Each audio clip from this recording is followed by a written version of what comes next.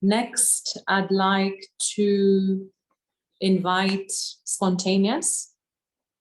Spontaneous is an award-winning Kenyan poet. I'm sure you've seen her in various events and also in our various channels, our various TV channels and radio.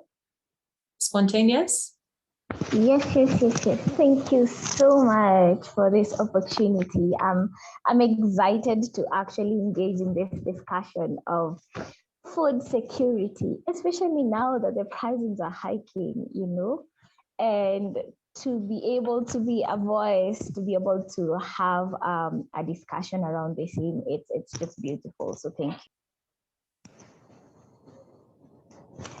Tafuta lishe, tafuta lishe, tafuta lishe.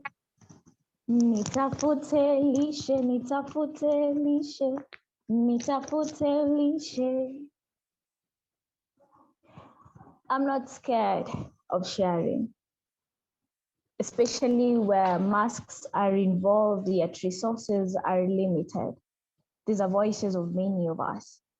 I'm not scared of grinding, especially when we close our stalls past curfew to afford a basic amenity because this is what life has made us. I'm not scared of pleading. It's in these harsh times that the police are the least of our worries. I'm not scared of having children back home unevenly due to COVID, because that's the current state. It takes disturbance to level things out. I mean, think about it. Our grandparents or relatives having had to toil the soil back at home to feed we back at the city, irony. So I'm not scared. But if the cock did crow and the matatu did hoot, it's evident I'm scared of hunger more than death itself. So, natafuta lishe, nisije nikaisha. Natafuta lishe, nisije nikaisha. So when morning comes, we sweat. I'm yet to find out whether we toil enough to eat, to live, or to live to eat. But either way, we toil while in between watch the news or stall on social media. At times, we may fail to relate with the pictures from the media or even get mad at those that won the Pulitzer Prize. But I think we all can relate with never-ending rumbles of the stomach and the sort of discomfort that comes with it. What has it that a hungry man is an angry one makes me wonder how many storms are yet to be calmed before chapatis hike to shillings 20, because gas now needs a top-up of an extra 300, cooking oil an extra 120, and the wheat flour is 15 more. Yet 1 in every 3 Kenyans are monetary poor, barely able to attain $1 a day. So when the morning comes, we quit sweating. It's evident. We are scared of hunger than death itself. Remember back in the day in primary? Remember those days when we used to wait for the lunch bell to ring to avoid queues, lest we had to trek back and forth on a 30-minute trail for a meal? Oh, the sacrifices we made just to fill our sacks.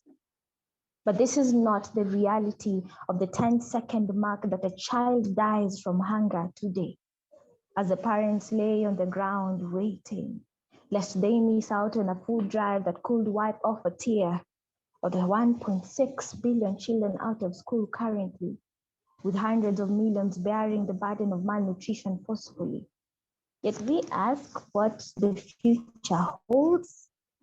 I see deaths, stunted growths, transactional sex, early and forced child marriages. The list ends not less. It's indeed evident that we ought to be scared of hunger than death itself. You see, we have gotten so used to the bare minimum that we may not relate with 1,800 calories threshold put forth. But maybe you'll relate with the cup of nduvia you take in a day, or even just a constant in your meal, ugali. Our grown years depict it all, where a meal a day is our form of normalcy. And if circumstances make visible the hidden hunger, then prescriptions on zinc, iodine, vitamin A come our way. But this is not the reality of the 957 million undernourished globally. But this is not the reality for 1 million in our midst within Kenya affected nationally. This is not the reality of the hundreds of millions affected in Africa. This is not the reality. They barely have options. You see, a meal a day will be golden, but acute and chronic hunger are selfish like that. On their reign, starvation is the only partner that matters and no one else.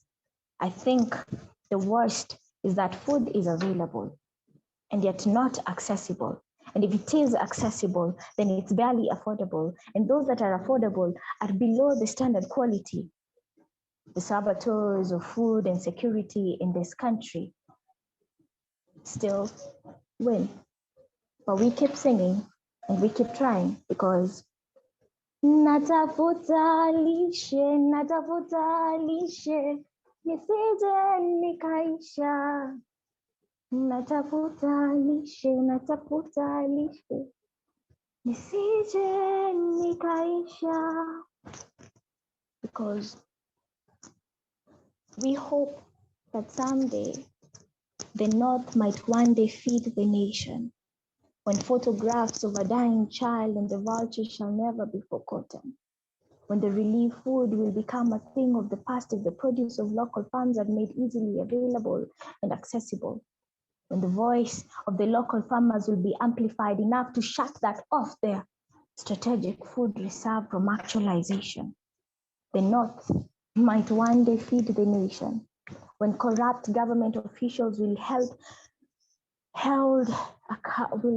accountable of the scandalous gains beyond tongue lashes. Need we mention the 6 billion shillings 6 years later flop flagship of the Galana Kulalu irrigation in Kenya?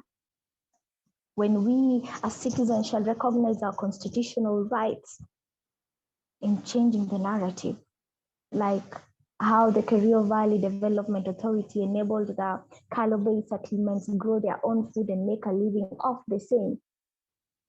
And these are just the refugees and the host communities within our spaces. We hope that the North might one day feed the nation, because conversations like this and many more to come are those that will make amends. And yes, nitatafuta lishe, nisije nikaisha. Nitafute lishe, nisije nikaisha.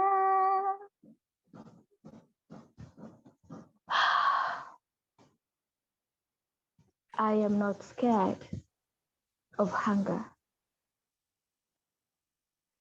I'm scared of hunger, guys, more than death itself. Spontaneous the poet. Thank you. Beautiful, beautiful. Thank you very much, Spontaneous, for that beautiful piece. A quick round of applause to Spontaneous for that. And thank you so much for making time. And I'd like to echo your words. Tunatafuta lishe, lisije likaisha, because that's what we need to nourish us. So thank you very much for that beautiful performance. Thank you for having me.